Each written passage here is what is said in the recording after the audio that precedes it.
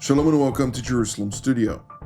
As the Islamic Republic of Iran has been bracing for the retaliation promised by the Jerusalem government for the missile barrage launched at Israel roughly 2 weeks ago, the double question is, what exactly this counterattack will entail, and once it's over, how are the Iranians going to respond, knowing full well that further escalation would inevitably raise Israel's offensive bar to include targets such as Iran's nuclear and energy infrastructure. It may sound like an exercise in game theory, but it is very much the reality here in the Middle East. So to analyze these complexities involved, we are joined all the way from Washington, D.C.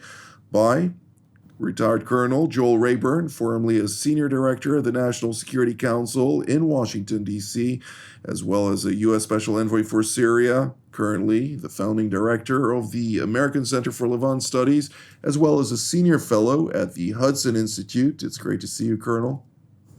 Also joining us elsewhere here in Israel is Colonel in Reserve Miri Eisen, a senior fellow at the Institute for Counterterrorism at Reichman University, who formerly served as a senior IDF intelligence directorate officer, as well as a senior advisor at the Prime Minister's office. It's great to see you, Miri.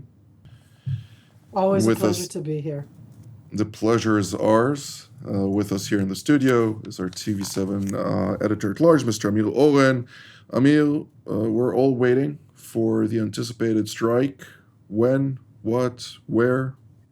Well, we have a promise from the powers that be that it will wait until after this broadcast. Okay.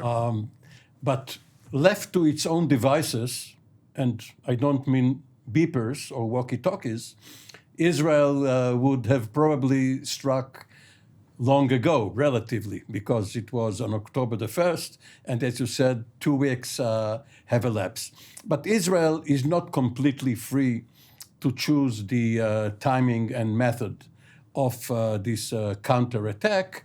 Apparently, President Biden asked for and received a promise from Prime Minister Netanyahu that the target list will not include the nuclear infrastructure or the oil industry. And as for the timing, we are all aware of the approaching elections on November the 5th. And one method of delaying the Israeli response is sending the THAAD battery, the Terminal High Altitude missile system, which is coming by increments. First, the test and some of the personnel, and then later on, and then you have to calibrate it and all of that. So this is putting off the response unless it's all a clever ruse to have the Iranians sleep at the wheel. So it will happen. This is not a matter of bookkeeping. It's a matter of strategy.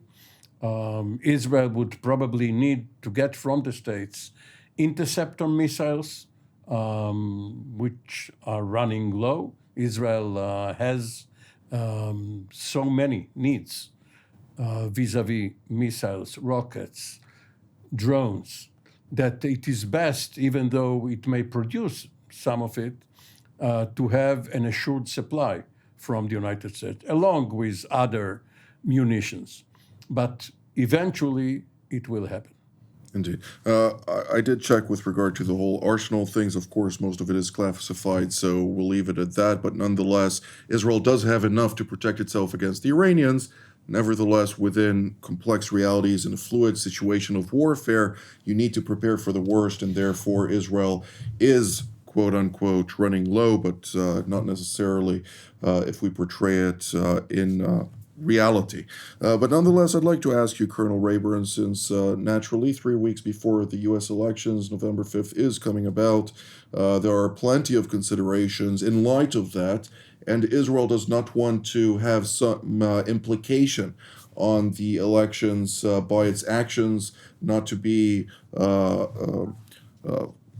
falsely accused of trying to tamper with the manner in which the current trajectory is taking place. But nonetheless, when we're looking at the broad scheme of things, what are the American concerns with regard to an Israeli retaliatory attack, leaving room, as Mr. Oren noted, for future attacks to raise the bar on the escalation ladder, but at the same time keeping within the equation that there are American considerations not only attached to the November 5th election?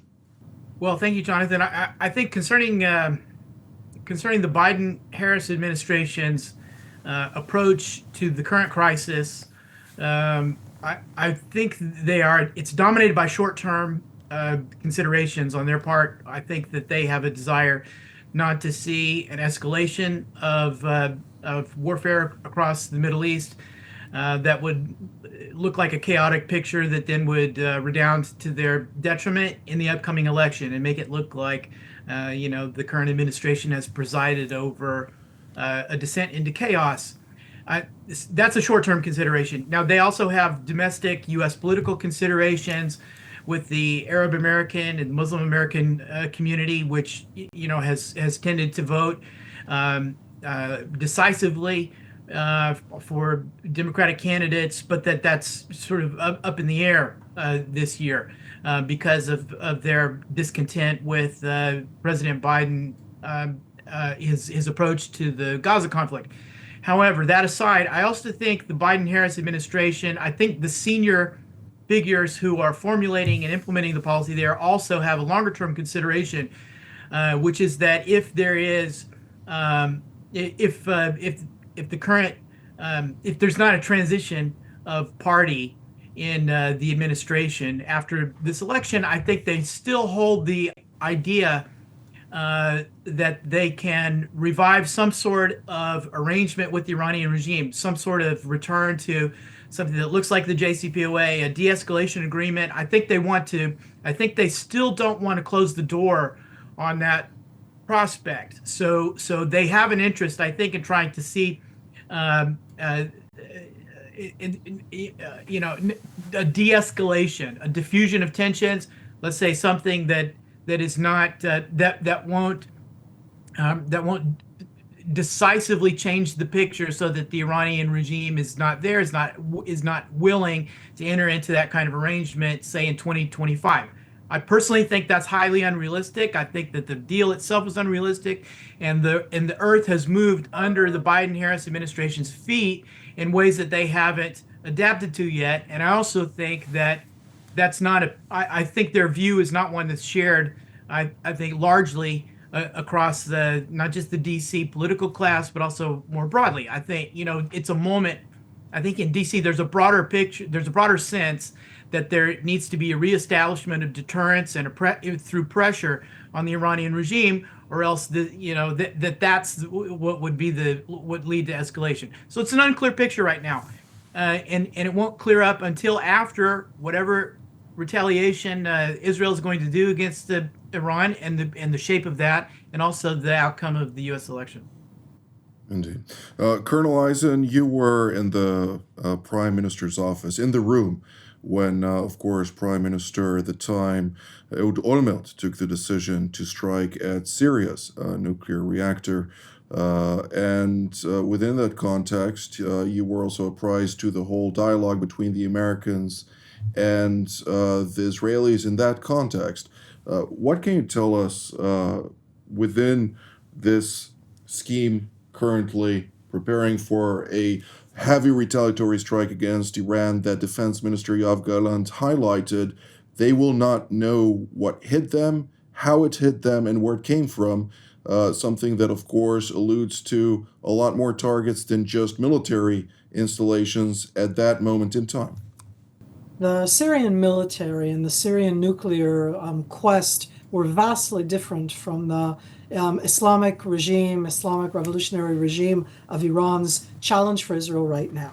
The Iranian Revolutionary Guard is out there. It is designated as a terror organization in itself. That's something official of the Islamic Revolutionary regime, and it's designated in itself not as a rogue regime or something like that. It's designated specifically as a terror organization. So when you're talking about targets inside the Islamic regime of Iran, you have a very clear one: anything Iranian Revolutionary Guard. And that's something which is in acceptance. Because when we're talking about the attack in September of 2007, that at the time was a secret one, and it was only years later that Israel accepted responsibility for that, my main memory is the one of the Americans being told pretty much after fact. And that's not an easy conversation, not between prime minister and president. The after fact when the Turks were also told about it at the time, Erdogan, I mean, that's 2007. I have very strong memories of that aspect, because at the end, we're talking about what was at the time viewed as being something impossible.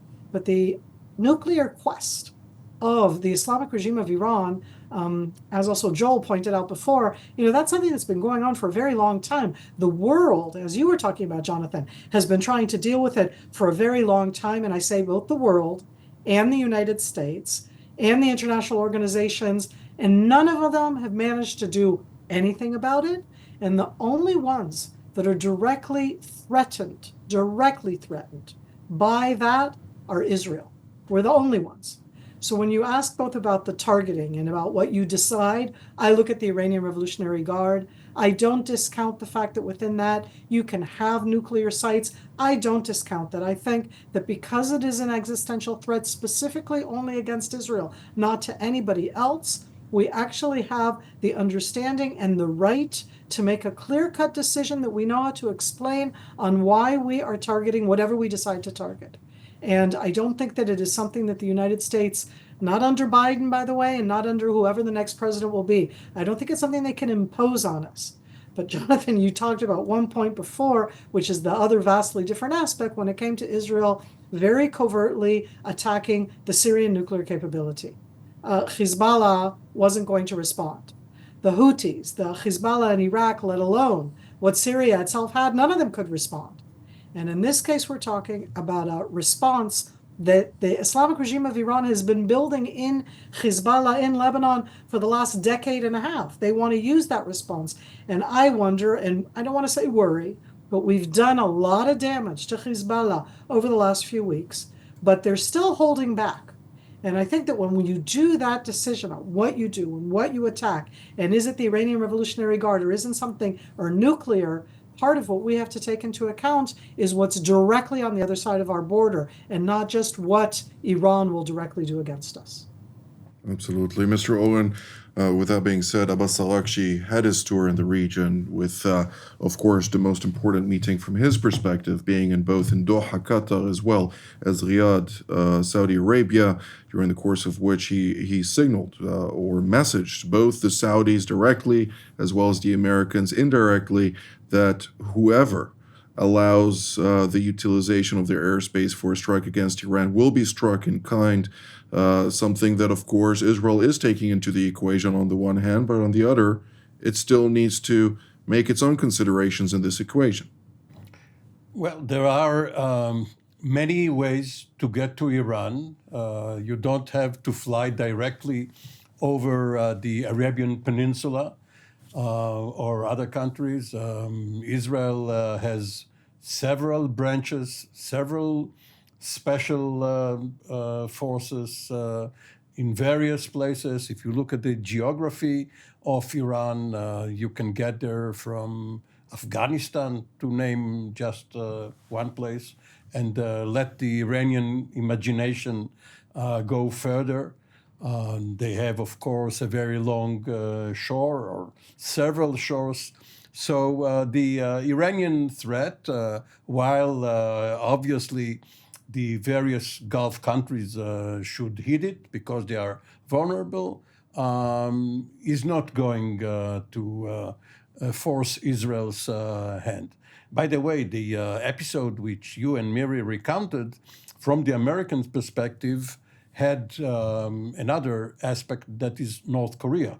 Right. For the U.S., especially Congress, this was even more important than Syria, and this is why in April of 2008, several months after the attack, the CIA went to Congress and briefed it openly regarding this so-called secret, which Israel tried to keep for several more years.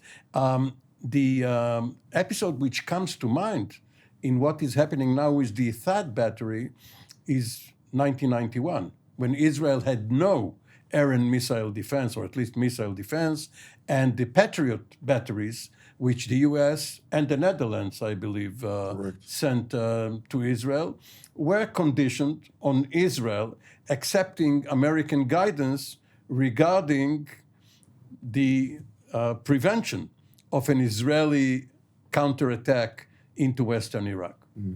Well, Colonel Rayburn, when I look at the American posture in the region, we're looking at the USS Abraham Lincoln strike group. We're having, in the Fifth Fleet, that is, we're having the USS Truman strike group joining the Sixth Fleet on the eastern flank of the Mediterranean. We have the USS Wasp and the Bathan and many various vessels, additional squadrons, including an F-22 squadron or a couple of them, B-2 bombers, and a very sizable offensive firepower postured all surrounding this strip of territory. And my question is, if the Biden-Harris administration is not intending to utilize them, why spend all that finance in order to direct them into a offensive posture versus the Islamic Republic of Iran? Well, I think, since taking office, January 2021, the Biden and Harris administration has been torn. They've had conflicting policies internally toward the Iranian regime axis of resistance. On the one hand, you have a forward-leaning military posture. I mean, you have to say, CENTCOM has been in a shooting war with the Houthis for many months and even longer, as well as in a shooting war with Iranian-sponsored militias in Iraq and Syria for quite some time. But on the other hand, on the diplomatic side, there has been there's been not an effort on the Biden team to match that military posture with a diplomatic isolation of the Iranians in the international community, in international organizations, international bodies, enforcement of UN Security Council resolutions, for example.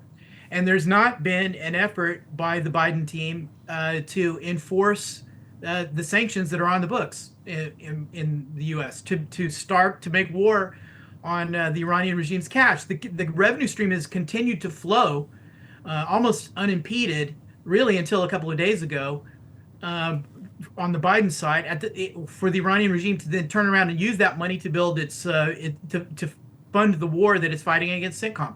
So it's been counterproductive. I think that the military posture that the U.S. has had under the current administration would have been sufficient, actually, to restore deterrence and to stop a lot of the nonsense that's happened over the last 3 years if it had been matched with commensurate political pressure and economic pressure, which has been absent. And probably, let's be honest, I think probably the prospects of an October 7th having happened, or the missile barrages against Israel, would have been much lower. Can I make an aside, though, about Iranian diplomacy? Abbas Araghchi, who is now, making statements and so on, no one has to really pay attention to those. And it goes to Miri's point. The Revolutionary Guards are the singular power in Tehran. They are the ones making the strategic decisions, albeit under the authorization of the supreme leader. There's an entire structure of the government and a diplomatic apparatus that is irrelevant and probably not even informed of these decisions. I think it was in September 2018, at the time of the UN General Assembly. I was walking down the street in Manhattan during the General Assembly, and I saw Abbas Araghchi walking down the street with a couple of Iranian colleagues, maybe 10 meters away from me, and I called out to him several times, Abbas, Abbas. And I saw him flinch and start to turn around, but realize it was me, and then very awkwardly pretend not to see me as he walked by. And I think it wasn't out of ideological reasons. I think Abbas Araghchi was the deputy foreign minister at the time. I think he was afraid to be seen making contact with me on the street because of the comeuppance that someone like that would have from the Revolutionary Guards, the intel, the actual power back in Tehran, if you were to go back. So he passed by me very awkwardly, and I've never forgotten that. That, I think, puts in perspective who actually calls the shots and who doesn't call the shots in Tehran. What did he tell his colleagues? That you called for Abbas? Not only that, I called for Abbas Arakchi. Abbas Arakchi. There could be no mistaking. He couldn't have thought there was another Abbas Arakchi on the street that I was calling out to. Well, to take into account that Mahmoud Ahmadinejad and even Kani, the head of the RGC Quds Force, was just in a week-long or 2 weeks of interrogations, such as, of course, the former president of Iran and others, for potential collaboration. The Iranians are obsessed with conspiracies. The RGC is terrified because it's known to be deeply penetrated not only by Israeli intelligence but by the Five Eyes and many other intelligence agencies who are keen to know whether or not the Iranians have made the decision to cross into that transition into the establishing or breakout for a nuclear weapon, something that the RGC, once more, by the directives of Ayatollah Ali Khamenei, will make that decision and, of course, will pursue that nuclear weapon and be confronted by potentially yet another Israeli and hopefully also an American reaction alongside European coalition for that. But Colonel Eisen, I'd like to hear your take on this. What is Israel preparing for the day after the Israeli attack, considering the fact that the Iranians may be prone to attack back? Of course, it will come at an even higher cost the next time around, but naturally, Israel is not standing idly by. It's not just about the direct Iranian response from Iran, which at the end will remind everybody is over 1,000 miles away from Israel, which means it gives a little bit of time and space for those cruise missiles, ICBMs, all the different capabilities they have. That's why we get, the 10 to 12 minute warning as opposed to the 30 seconds. So what do we do in response? I think that the Israeli action right now against Hezbollah in Lebanon is part of our preemption against what Iran can do. I think that in the fact that we are attacking right now, all of the different capabilities that Iran, the Islamic regime, Mahmoud Ahmadinejad, stood in October of 2011 on the hill. Well, he actually didn't come up to the top of the hill. He was in the town of Bin Jbeil, and we had bets that day if he would have the guts to come up to the top of the hill that the Golani Brigade has been active in. They built there an Iranian garden. They built there a replica of the Golden Dome of the Rock, and that has all been destroyed in the last few weeks by Israeli troops. That is a preemptive action towards the Iranian expected reaction. It's taking out the capabilities that they supplied there. When it comes to their direct action against us, I'm worried, but when I say I'm worried, as you said before, Jonathan, I'm worried, but we have the capability. For that one, I want to see the U.S. troops in the area. That's a lot about the different type of interceptors. When Iran, if does retaliate back with missiles, with UAVs, with the different type of platforms that it can do so, those have to fly over Saudi Arabia or Iraq and Jordan. That's already going to directly impact other countries in this arena. I want to hope that we still do have, this isn't about diplomacy, let's make peace. This is about diplomacy, let's all be on board together against the worst threat that there is right now, not just in the Middle East from my point of view, but to the world. So that to me, the Israeli response is definitely bringing together the local allies who are all threatened by any Iranian response, the U.S. being in the area, but also our preemptive actions that we're doing right now, both against Hezbollah in all of Lebanon, and quietly I've noted that there are all sorts of attacks that are happening in Syria that don't get as much coverage, but to me that's part of the preemptive, talking about what the Iranians can do after. Closing statement of each of you, 1.5 sentences roughly. Go ahead, Colonel Rayburn. Yeah, I think with all the attention on the Israel-Iran confrontation, don't lose sight of northern Syria. There are a lot of tensions. There's flare-ups on the Turkey-Syria border between Turkey on one side, Assad, the Iranians, the Russians on the other. and it's that's a flashpoint to keep an eye on. Colonel Eisen? We haven't mentioned Russia or China and their impact. When we're talking about the Iranian response, we have to look a bit broader because at the end, it's Iran that's exporting weapons to Russia, oil to China. Let's not forget them with everything else going on. A very important point, since the Russians have, of course, deployed their electronic warfare in Iran. The Chinese have just announced the deployment of a counter-drone system in Iran. They are very much involved. Well, the Iranians, of course, are not averse to killing Israelis. From their perspective, the more the better. But they don't want their fingerprints on it. They are for the indirect approach for all the others killing Israelis. And we were used to maximum pressure. They wanted to use minimum force against Israel, hoping that no Israeli civilian will be killed, because they knew that killing many Israelis would give Israel the justification for a massive attack against them. Indeed. Well, hoping, not hoping, rest assured that 10 million supporters of this regime were hoping for as many as possible Israeli casualties, irrespective of the fears of the regime itself. But this is all the time that we have for today. I'd like to thank Colonel Rayburn, Colonel Eisen, and Mr. Oren for all of your insights. And I'd like to thank all of you at home as well. Until our next edition, from here in Jerusalem, Shalom.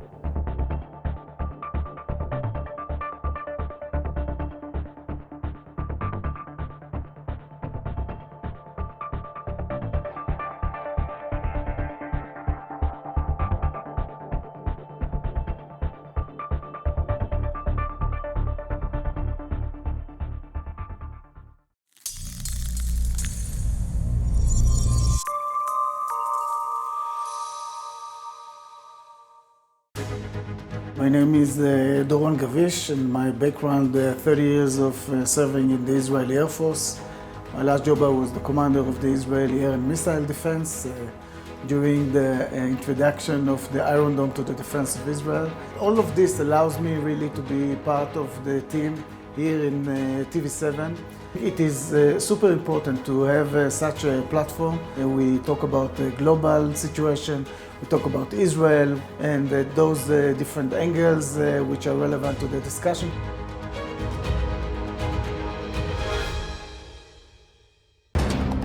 For more of TV7's productions and editorials, we invite you to visit our website at www.tv7israelnews.com.